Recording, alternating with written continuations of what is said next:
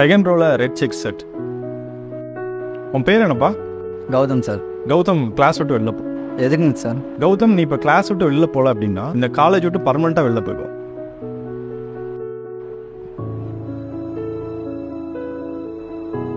இப்போ உன் கிளாஸ்மேட்டை எந்த காரணமும் இல்லாமல் வெளில அனுப்புன. கௌதமுக்கு இழைக்கப்பட்டது ஒரு அநீதி. ஆனால் உங்கள் ஃப்ரெண்டுக்கு ஆதரவாக அநீதிக்கு எதிராக நீ யாருமே குரல் கொடுக்கல. ஏன்னா பயம், அதிகாரத்துக்கு எதிராக பயம், கேட்டால் உங்களையும் வெளியே அனுப்பிடுறாங்களோ அப்படின்னு பயம். இன்னைக்கு நம்ம சமூகத்திலையும் இதுதான் மிகப்பெரிய பிரச்சனையாக இருக்குது. நம்ம கண்ணு முன்னாடி ஒரு அநீதி நடக்கும்போது அதை கண்டும் காணாமல் நமக்கு எதுக்கு பிரச்சனைன்னு ஒதுங்கி போயிடுறோம்.